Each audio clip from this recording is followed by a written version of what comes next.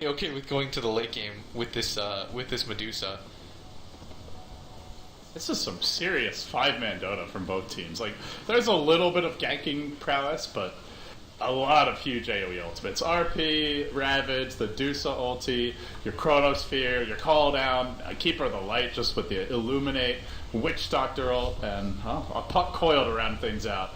I'm hoping for some big 5v5 clashes. With that said, guys, we get underway. Game 2 of the best of 3. NaVi Radiant, PR Dire, PR leading.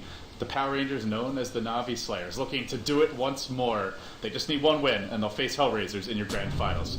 And with that, we introduce Power Rangers. Suniko on that huge Rubik last time. He'll be on the Keeper of the Light this time around. J4, the Witch Doctor, going safe lane is Ditya Ra with the big Morphling replicate plays. Last time, he'll look for some more on the Gyro. Shechlo playing the Puck, one of his most common heroes. Sometimes, usually Cheshire Cat, but sometimes they do switch it up, and indeed that will be the case this time around, as Cheshire Cat is on the Faceless Void. For NaVi, Godblack, the new drafter and leader for the squad, on the Ogre, he's their new big pickup. Havos playing the Dusa, Thankscore, the Venge, Funnick on your offlane tight, already took a bit of harass, and it puts Dendy once more onto the mag, rushing the bottle. I think I actually favor PR's lineup again, though, in this situation. It seems like they have better ways to fight without being so item dependent. I think if you look at Navi's lineup, they're again kind of hampered by the fact that they have to fight around the RP or the Ravage. And aside from that, it doesn't look like... I mean, Tide and Mag aren't heroes that individually put out a lot of damage by themselves, whereas PR seems to have a lot more spell-based heroes that can easily put out a lot of damage. Like Puck's a hero that can do a whole lot early. Keeper of the Light, I mean, it's not ideal because Illuminate is like a slow-moving, like, lava formation. I don't know what the analogy or the metaphor to use here is, but it's not really reliable damage. But they do have things like the Witch Doctor ultimate, the Call Down from Gyrocopter. Like, Gyrocopter's not that bad of an early game carry, especially with the new homing missile. That thing is unbelievably annoying to lane against. Oh, Funnick, he's not going to have fun. And that's the other, there's the 4-staff missile plays, so I'm telling you, man, the 5 4-staff trad, it's super legit, this game. Yeah, this might actually be like the one game where you're being like, where you're kidding, but it would actually kind of work out for them. It would be funny if nothing else, but yeah, I think you make a good point that Navi lack that reliable AoE follow-up damage to go with their big AoE ults. Like, they have Shockwave and Ravage. Obviously, later on, Dusa can dish out a ton when she's farmed, but... Yeah, you have to wait for that point. PR, as soon as they get Call Down and have already having Illuminate and Witch Doctor ult, they already have a lot, like, just from their spells. So they don't need the items to dish it out, and that will be a bit of a worry for Navi. I do want to point out, they managed to de-ward this, I think the Ops was actually placed over here blocking the camp, and Funnick will look for some stacks now around that 2-minute mark, so not having a good time in the offlane, but as a Tide Hunter, he can look to catch up here. Yeah, he has a much easier way of catching up than this Void, but this Void is actually doing quite good right now. If you look at his net worth, I know it doesn't mean too much in like the very opening stage of the game, but he's actually got more than the Puck does, yeah. That's 7 CS. The supports are not zoning him out. Bankscore's just farming the safe lane. And they're running a Venge Ogre. 2 of the better zoning supports generally, but against a Void, he's just not afraid. Picks up that early rate of protection, and he's going to hide in the trees. He actually goes right by Godblack. I don't think they saw each other. Now he's going to wind his way out. Godblack, where's the Void? What's going on? What was that voice? That's the confused Ogre voice. That's your... I can see your like head moving around while you're saying that, but... Where'd he go? Don't do impressions, I'll do. I don't know! Oh my god, it just gets worse. This is like the worst dad joke moment I've ever been in Dota. Before it can get better, well, it has to get worse. It can get worse than this. Oh, it can always get worse. Don't test me. Oh, did he actually have to place a second sentry to find that ward there? That's yeah, he did. It was just out of range. Yeah, he was pretty unlucky with the first one, but he knows that he has to be in the lane for the second one, so they're able to find it. But he's Cheshire Cat, even with that ward there, even before he took it down, he was getting quite a lot out of this off lane, which is a bit surprising. Because like you said, Ogre does a really good job of harassing them out. Maybe he just had a good range block on the creep. I didn't actually see though, because I was watching the mid lane. Yeah, I didn't get a good look at it. You're always watching the mid lane. I really am, Freaking but I have to imagine that's what happened. Like, if you let the range creep slip through as the off laner and NaVi forgets to block forward and take the range creep damage, then it actually does push the lane out, and it makes it a little bit easier. And I think that is what happened, because I saw Cheshire Cat's creeps at the tower at one point, and that's how he got the majority of his levels. So they're going to put Suniko off in the jungle now, and obviously this is one of the big strengths of Keeper of the Light as a support. We saw it a lot recently from Secret. It used to be the old Alliance way, where you just keep on stacking the jungle, and a hero that can farm stacks efficiently, either taking them for himself or just setting his teammates up for some sweet, sweet gold early. As Suniko walks by a bounty rune, they'll probably leave this one for Shade Shaw of his bottle now in the way. He's going to orb in, hit one more creep, and he'll now retreat out. But Dendy's on the chase. He's got a level 2 skewer. Can't really go on this Puck, and he'll end up just backing off. Yeah, he wasn't going to go for any funny business there. The problem, though, with this Tide is he's going to get a little bit more reliable farm than the Void is, but he keeps leaving the lane sporadically to just go and pull the Ancients, and it means the supports can just play really extremely greedy. Like, they don't have to devote anybody to zoning the Tide out, and if you notice, that's the only way that Suneko's able to get away with stuff like this. Just, like, go to the jungle and stack. And the Witch Doctor's getting levels himself, too, because he doesn't have to share the pull XP. And he can actually just dual lane with the Gyro here at top once he gets a few more levels. Speaking of that Gyro, Digara, it continues to level up the homing missile, gets it to level 2, but now he holds his skill point, so he won't continue leveling unless he sees that Tide Runner in lane. Then maybe he'll take the 3rd point. Otherwise, we may just see him start grabbing some points in the flat cannon or even leveling up the Rocket Barrage. Though Rocket Barrage is pretty decent at level 1. You get half your damage essentially from the first point, and from there you take 3 more points and double it. So similar to Blade Fury, I feel, where you can level it up, but it's not essential to. Main thing with Blade Fury is the cooldown goes on a lot. Yeah, it's definitely not that big of a deal on Aerocopter. There was like a period where you would get the Rocket Barrage a little bit more, but ever since they buffed the shit out of that homing missile, there's no real point. They really did buff the crap out of it. And he will go back for a pointed flat cannon. So wants to give himself some potential here to farm the stacks that Keeper of the Light is creating, although Keeper of the Light is actually the one to take them for himself right now. Top lane, Anaphonic will go with the Rocket Barrage. He gets shredded to pieces as they'll get the quick kill there. J4 now stunned, but no follow-up possible from Bankscore. Man, that was an easy kill. Yeah, there's just too much to set up for him, and I think maybe Funnick should have just continued to stack the Ancients and not even bothered to show up, because once he gets hit by a homing missile, and if he's in range, they're definitely going to chase him down every single time. Like, it does so much damage. Tide's typically a hero that's really tanky, but when you're only level 2, you don't have anything besides boots and the Stout Shield, and you're not really going to be able to contest this lane much. Whereas if this Void is getting quite a lot out of the offlane, like, he's almost level 5 already. Once he gets level 6, him plus any support on his team can pretty much set up a kill for anybody. And he's also he's not tanky against magic damage, which is exactly what they have in spades here. Shade moving through, wants to go on Havos bottom lane. He holds, for now, the coil. They're not even going to need it. Havos only then getting on the Mana Shield, but it's far too late as he's easily brought down. PR off to the races in this game number 2. 2-0. Another kill, a 600 gold swing on the back of that, pushing their lead over 1,000 gold, closing on 2,000 experience very early. And good news, Dusa's still CSing well, and Meg's the same, but after those two, the rest of NaVi just having an abysmal time. Yeah, Funnick especially is having an awful time up here top. Like, he can't even farm those Ancient stacks until he hits, like, level 5.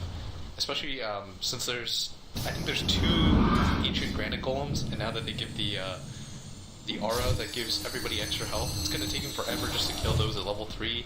There's no neutral camp stack.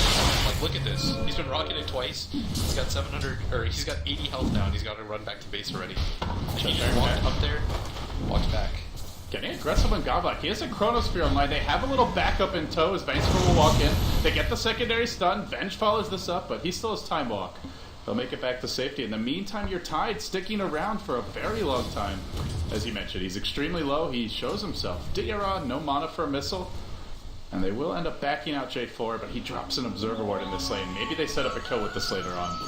This is a lot of pressure early on to Funnick, who, I have to say, well, he used to be, like, I'd say, you go back to TI3, he was maybe even the shining star of NaVi. Remember Darkseer play in one of their games where he vacuumed 3-4 heroes onto this cliff, dropped the wall there, and just wrecked them in the dire jungle, but he has struggled a lot in this qualifier. It's been Denny and Havos pulling most of the weight. I think it's just that the hero pools have definitely changed. Like, he was known for one, like you said, Darkseer, Wind Ranger, like the individual YOLO skill heroes. Clanks as well, Yeah, in some exactly. cases. And now things have just kind of petered out to the fact that you're getting primarily teamfight heroes in the off lane, and it doesn't really seem to be his strength. I mean, he's still doing all the right things here in the off lane, but it's just not too much. The Medusa actually picks up a solo kill on a Void. No backtrack, just runs him down with the Mystic Stake and ends up getting off that last auto attack right before the stake hits. Gets the kill, much needed for Havost. Finally, NaVi getting something on the board now. Score 2-1.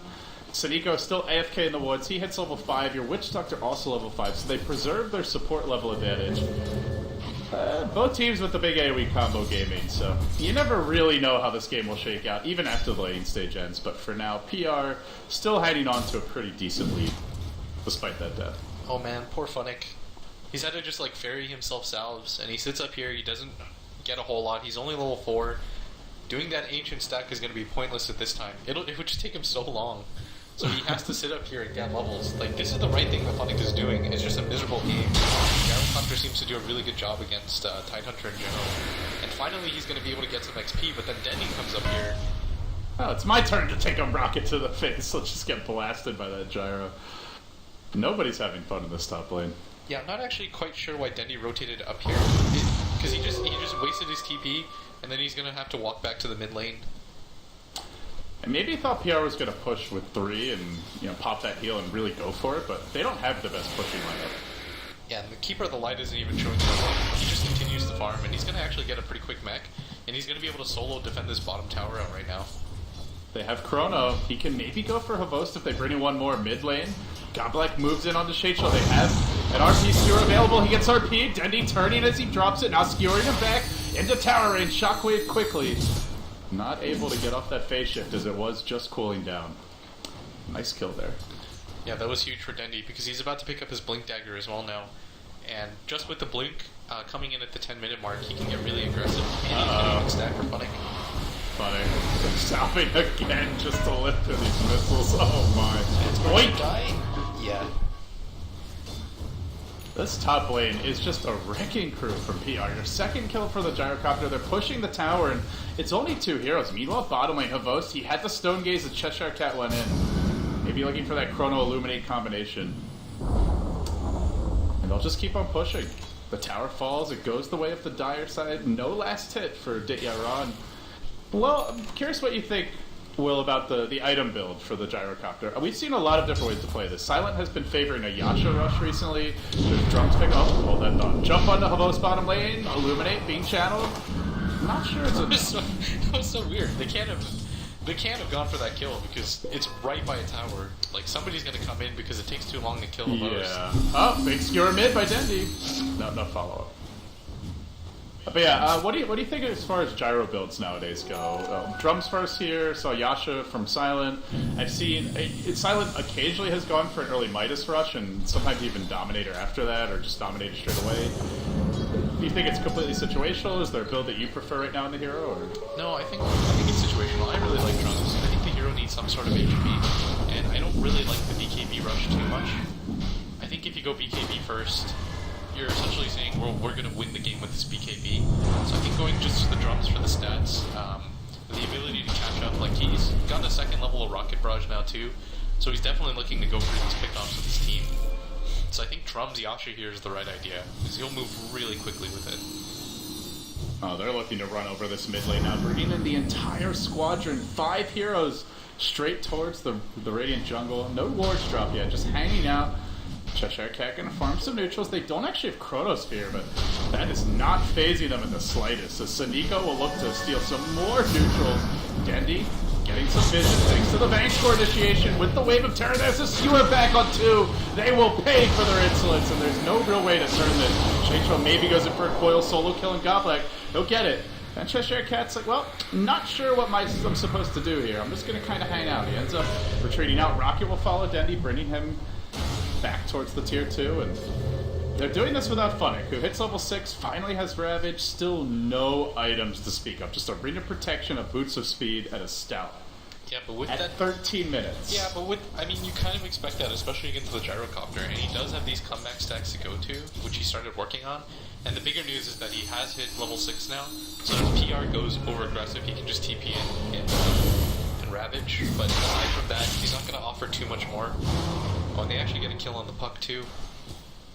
A lot of pickoffs here. NaVi starting to bounce back on because of them. The Ancients will be farmed now, as you mentioned. Dara gonna go back to the top lane and pressure, but you know, the thing that was weird about that movement is just that they didn't have Chronosphere. Like, if they had Chrono there, I feel they get 2-3 kills with the gyrocopter follow-up and easily wipe NaVi, or at least force them back, but without it, they just stick around a bit too long and get punished. I think the bigger issue here, though, is that Dendy's picked up such a quick Blink Dagger, and that was the key in that last fight, whereas the puck doesn't have one yet, so he has to rely on using his Illusory Orb to initiate, and it's a little bit too dangerous. And PR have really squishy supports.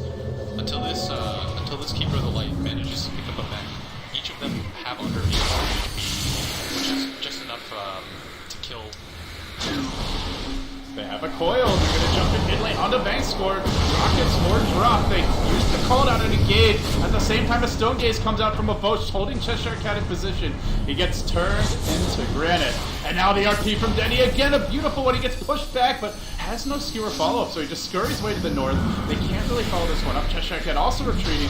A lonely Venge killed off. That's going to be it. Rocket following Denny. Won't be enough to kill him, but we'll force him back. Finally, Funnick arrives to do battle. But battling time is over. Everybody just walking away. Yeah, if he actually had HP and mana there and he had TP'd in, when the Manscore did the right thing, he hit himself in that hole, and it took them forever to kill him because they didn't actually have a lot of heroes right-clicking him. If the Tidehunter, imagine if Tide could have TP'd in while they were like in that small sinkhole on top of the RP, I think that would have been a wipe for them, but I mean, Funnick was doing the stack, which is the correct thing to do. You can't really predict a fight like that's going to happen. He's been so underfarmed at this point in the game. So he has to use these opportunities to try to catch up. But the problem for NaVi right now is that they absolutely need the RP for damage. Man, ideally these like 2-3 hero skewers as well, just to pull PR very far out of position. They're gonna move into the bottom lane. Chicho, silencing the creeps, now spots Havos, gets eyes on him. Cheshire Cat walks in, but he's got no chrono. Not that it phases him in the slightest. He still moves forward. Godlike in danger as a missile will chase him. Dayara's gonna go up the hill. Do they have protection on the side of NaVi? They have a sentry on the Ogre actually. Dayara thinking about an engage. He has call down. And they have to know. Call down now, drop somebody, Funnick back. Uh-oh. Steal the stacks. 5 cannons online soon. I feel like this is a bad idea, though, to go for this stack. It would put them so out of position. And if Dayara just gets ravaged here, there's not a whole lot that PR can do to counter-initiate. But they are bringing in the Void right now. Yeah, with the Keeper of the Light, he's ready to rock and roll. And Dayara will walk in. This is a big economic third if they can grab it. Huge Ravage to start. Well, a good one, but I'd say huge. There's not huge if there's no follow-up. Witch Doctor will pop. Everybody on the way out, they're all kept alive, just barely surviving as Dayara. They end up getting the Ogre kill. At the same time, the puck is pierced and brought down. The Ancients end up falling. Havos chasing out. I think Havos got most of those, right? He's up to 1950 gold now. Yeah, I don't know if they should have... Like I said, fighting there was really awkward because you just traded an Ogre for a puck and no objective was traded at all, and the puck had to go in like that just to stop the mag from being able to get a big RP. But you don't want to just use puck as a preventative measure like that. And fighting in those enclosed spaces, Funnick of course was going to get a big RP off, or not a big RP, a big Ravage off, and he was able to catch both core heroes. It left the Gyrocopter and the Void with some 300 odd HP, and then after that, how do you fight? Speaking of that mag, Dendy, well, not able to get the jump in that fight, but it means he's ready to go now. Bringing himself near Havost, he'll hide on the high ground. They're gonna back off. Let's see, can they go for some sort of play here mid? Nobody's showing at the moment. I think you just send the Keeper of the Light to spam out his waves, his horses. He just got eyes on Sanika, will RP this one, then skewers him back into the team. It's an RP for Keeper of the Light, but kill secured, brought down by the Medusa. That's honestly perfectly okay, because he's the only way that they defend this tower in the first place. So I think with a Keeper of the Light down, you can go for the tower if you wish. RP was expended, but it should be okay. I mean, I guess Funnick doesn't have Ravage, so they just back off here. I I would have maybe liked to see them go for a little bit more, because the Keeper of the Light's going to respawn in 7 seconds here anyways, so maybe they just waited a little bit too long for their opportunity. And the host just goes to farm the jungle. He is going to get his Linken's really quickly though, and once he has that, how does PR actually kill him? I think without a Witch Doctor Ags, it's going to be nearly impossible. If he gets Stone Gaze off, Medusa just matches up so well against Void. Like, you go in for the Chrono, and you just Stone Gaze, and they just can't follow it up. It doesn't matter if you have your BKBs, you still have to turn and run away. So I feel like Navi have great tools to deal with that Chronosphere initiation, assuming the Stone Gaze, even if he doesn't get it off, they have the Blink Ravage to potentially can't deal with it. They also have the swap from Venge. There's just a lot of tools to slow Cheshire Cat down in these team fights. As well as the follow-up damage from like a Gyrocopter or even the Witch Doctor you mentioned. Yeah, I think the Medusa was actually the huge pickup here. And like we said, Navi are really incredibly reliant on items. But I mean, they've gotten them at a really reasonable pace. Like, Andy's pretty much got everything he needs for full mobility. He's got his Blink Dagger and his 4-staff hit. 19 minutes already. I mean, this Medusa's massive. She's got a Linken's and a Yasha already. So as far as damage goes, she's not lacking for it anymore. So when Navi goes for their big wombo combos with their Ravage, with their RP, they are going to have damage to back this up. And Havos is just continuing to take advantage of these Ancients. Clearing out yet another stack. They now get a Medallion on the bench. Can be used, as you mentioned earlier, to buff up that Medusa even further, or just to try and bring somebody on the PR side down quicker in the upcoming fights. And crucially for Navi, they continue to hold this tier 1 mid. If this tower drops, then PR have a lot of ways to get up into that Ancient stack, but unable to do it, they're really struggling to slow them down. Yeah, and it's so important for just the control of like this area of the map. Yeah, and I think PR, remember they went for this Ancient stack, but that was definitely the wrong time to go for it. They had to push down that tier 1 mid, like you said, before they could have made any sort of move, because they had no way of blinking or anything like that. The only way they approach is by the tower, or they have to go through the Ancient stack right there. It's just too dangerous at that point. And now Havos is huge. He's got Bloodlust on him. He's got the Medallion of Courage. They are using it on him. 21 armor, plus 200 HP. He's got Empower as well on him, and Bloodlust, and the Medallion. And the Venjara and Wave of Terror back in. You're just turning him into a moving tower. He is definitely super Dusa. The thing is, it looked like PR with that early start would just be able to control Havos, keep his farm down, and punish the fact that Funnick was completely denied, but that one fight at the Ancients, that's really turned this game around, and as well as the 2-hero RP over here by Dendi. Yeah, and it was just Dendi picking up his Blink Dagger so much sooner than the Puck did, and the Puck at one point had 1900 something on gold, and then he got killed. Then it set his Blink down another minute or two, and Dendi just kind of extended his lead, and look how farmed Dendi is this game compared to the last one. He's 3-0-3. He's almost got 100 CS, he's got a Blink, a 4-staff, and he's already got his Ogre Club for his BKB as well.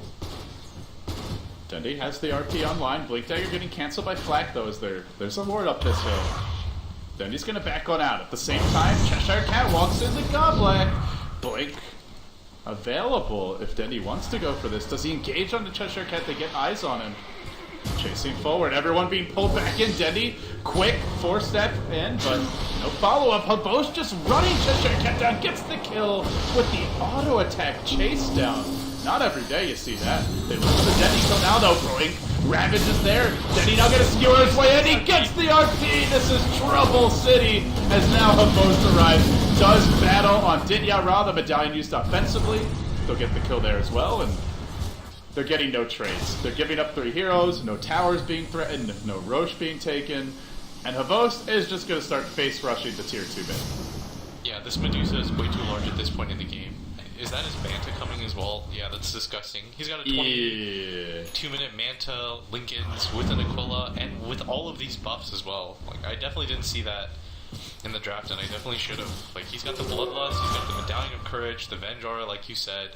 He already hits like a truck, he attacks really quickly at this point in the game as well.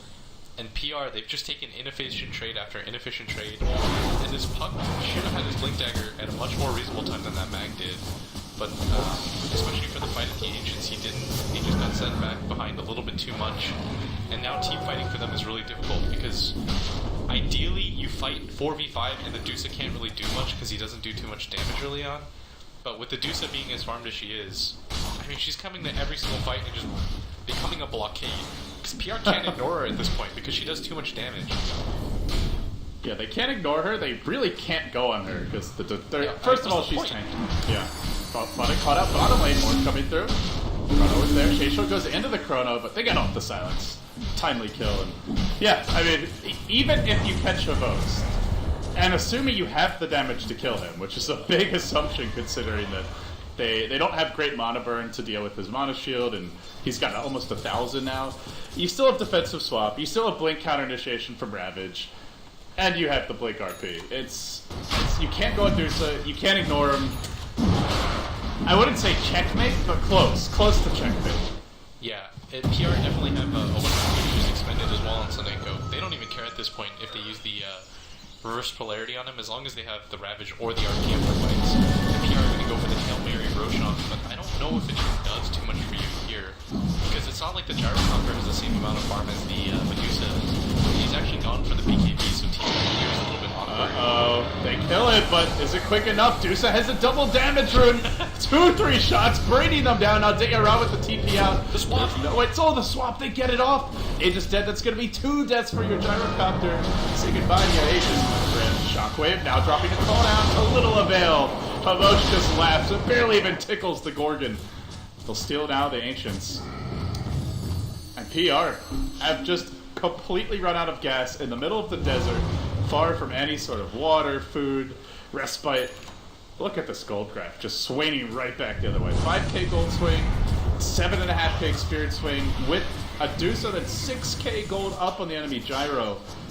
This game almost out of reach of this. Yeah, it was that one really big fight. I think PR kind of had the right idea. They were like, oh, well, we kind of have to engage them before the Dusa gets too fat. But then the way that they went around engaging was a little bit poor. And against the lineup with the Medusa, you can't really make mistakes in the early game. Because traditionally, this is a hero that you see struggles in the early game to do anything in fights. But I mean, when you're this farmed, you can participate in pretty much every single fight that you want to. And just fight after fight has gone wrong for PR. I know we criticized the Tidehunter by Phonic a little bit early, but he pretty much did what he had to. He ignored the early game fights, realizes he's kind of useless without the Dragon in the first place. Without Arcane Boots, he can't really contribute too much to fights either. And he just focused on himself for a really long time, and now it's paying off. He's got the Blink Dagger, he's got Arcane Boots. I mean, you don't really need anything more on this Tidehunter. And he's gotten them at a reasonable time too. I think it was like 15 minutes for Arcane and the Blink Dagger. And so they don't really need him for these fights right now. They're winning these fights pretty handily 4-on-5. There's just an extra element that PR has to worry about. Havos now completing his Demon Edge. We'll see if he goes for that Daedalus or even MKB. He is very fat. 18k net worth. We're 26 minutes in. He's still sitting at like 800 gold per minute roughly. Or 700 rather. And pushing forward, looking for a tier 2. Best defense against this, well, you're blinding light, I suppose. Just trying to slow him down. They TP in the bench. Rob Blink. He blinks into the trees and he makes Caster's Curse. Well, you're like, yeah, Phonic was doing exactly what he needed to do. He was. You know, I know we were criticizing him, but well, it's not his fault. And then immediately was the Ravage. You're a jerk. Yeah, I mean, because I know what it's like to be in that situation, especially as an offlaner. But yeah, that Ravage was... Oh no, I agree. Yeah, it's your fault. It's not his fault, though. It's your fault. That's what I'm saying. Meanwhile, there's a Chronosphere in the mid, and Savos with a Stone Gaze. You can't go on that. You can't ignore him either. Savos will lay into Dityara. He's going to just slowly work his way out of this. He's got like full HP still. They've used Chrono, and your Void barely surviving on the way out. Chased forward by Dendi, searching for the long-range Shockwave. No Chrono. No call down for 30. NaVi.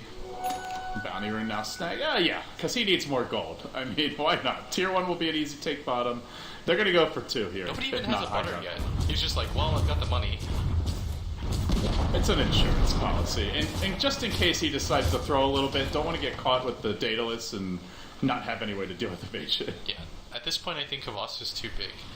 I think PR had the right idea with the last pick Keeper the Light, because if you look at Navi's lineup, like we said, they're really item dependent, and they're really spell heavy, and so if you got a really quick mech on the Keeper of the Light, yeah, maybe he provides a lot of insurance against the initial burst damage, but the problem is he didn't get the mech fast enough. Like, he did the stacks in the jungle, which were kind of neat, right? But he didn't actually get the mech in a reasonable time, and now it feels kind of like a wasted pick. Yeah, didn't put any pressure early on the lane. They still did a good job of shutting down Phonic, but wasn't really able to go around and like apply pressure towards the Magnus mid, which ended up getting really fast blinks. So a fairly inactive laning support generally as they will jump in mid lane, but Vincere gets up the quick stun on Cheshire Cat. He didn't even have Chrono. Just a ballsy little maneuver, but not very successful. His Veg already has 18 armor,